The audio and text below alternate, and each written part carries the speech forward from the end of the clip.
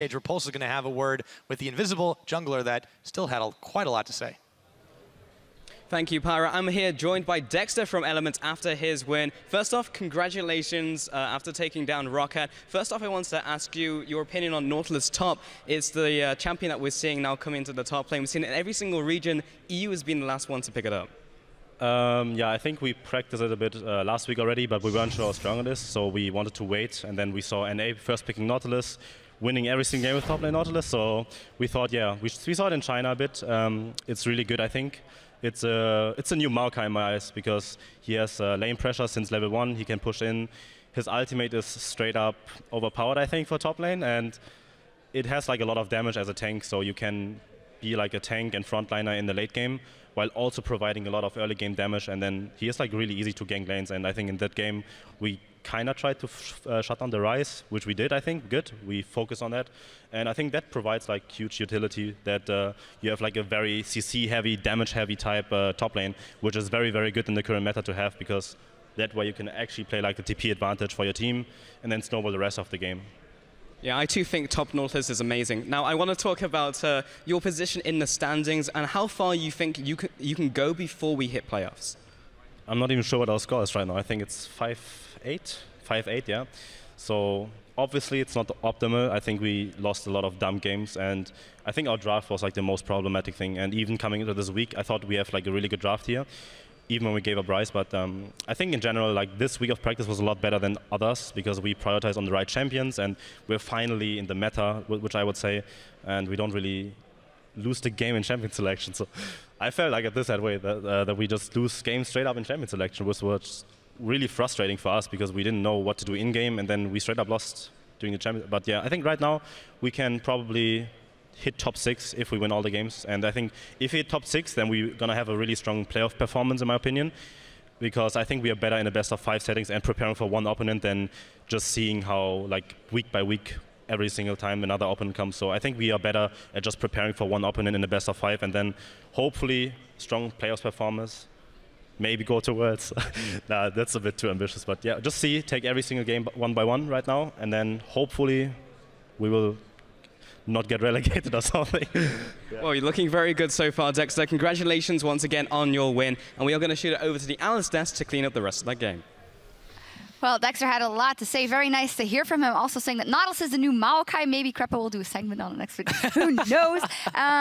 Dexter also touched on the fact that they were unsure about their drafts or not had really good drafts maybe in the past couple of weeks. What did you make of this one? Because I knew that you guys were raising your eyebrows with some of the picks. Yeah, so Ryze's first pick I don't think is 100% anymore. I don't think it was a particularly bad pick. I just think Elements were somewhat lucky to get away with having Sivir rotate around through the picks and bans with that Kalista ban.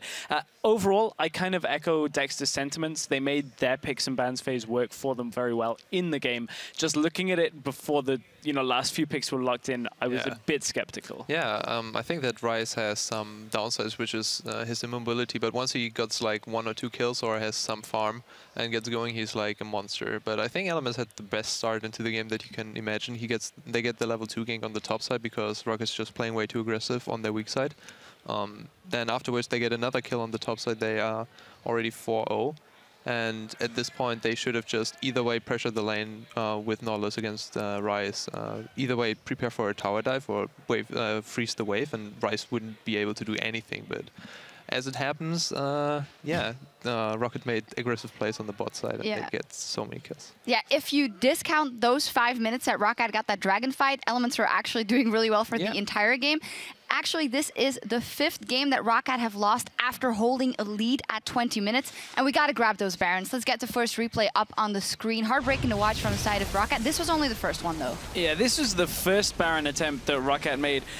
And honestly, this was kind of just a weird call overall. They knew Twisted Fate was on the bottom side, but you always got to keep in mind he's going to appear in this fight when he does. And from here, great engage coming out of Elements. Yeah, I feel like that ROCCAT was just not prepared. They have all the tools. Annie with Flash Tibbers, but she only Tibbers Thresh, who is not really a threat, and then from behind comes Nautilus, and honestly, they just kind of wombo comboed them, and yeah, in the end, come out with an Nashor that was free for them. So I'm a little bit surprised that ROCCAT like overdoes it, and there was a lot of hectic. I think there needs to be more communication how to actually turn on the Nasher when you know that the enemy is coming, because that didn't seem any kind of organized. It's not free if you kill a lot of people. that is true, but you know, it was afterwards. It's true.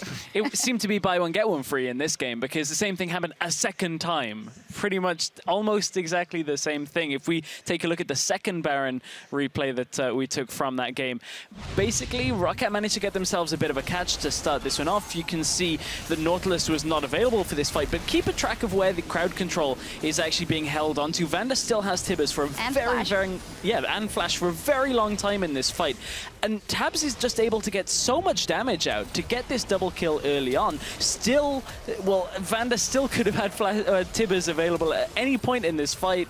Didn't really have the targets to go for, and ROCCAT again get punished for starting the Baron. Yeah, this is like normal mistakes that you see in the EU LCS, and we all need to fix, like us included, which is this kind of being on the same page. They have the Flash any Tibbers. They can turn any time, and Grace actually wants to turn Meseralis. Tabs. And yeah, at this point they just don't turn. And you see Annie going in first, getting absolutely one-shotted, and then Graves afterwards flashing in, and you say that you could do that at the same time, you can do that in the prior state. Yeah, just about being on the same page, and I think we all need to learn on that. Yeah, you say we all need to learn. Do you think that is, well, the mistakes are the main difference between the top three and like the rest of the middle of the table? Do you all have a good level if you play your best? I think yes. If everybody plays their best, we have a really high level. You can see that some teams are just coming out really, really strong where you don't expect them to be. Giants having those, for example, Ezreal pick and just playing so well with that.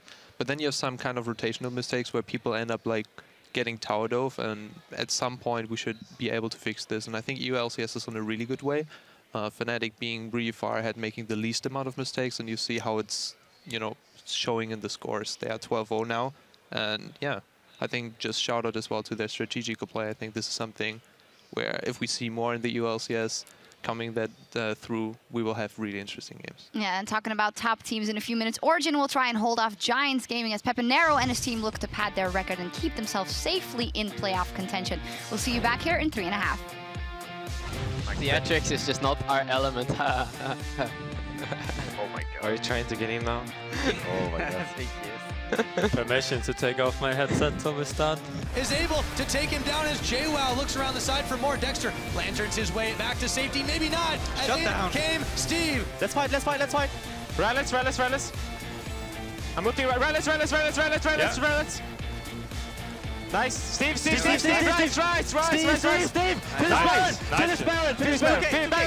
Nice. The double kill. Vander goes forward for the bear, but it won't be enough. Triple. Tabs is going for more. Froggen's coming in.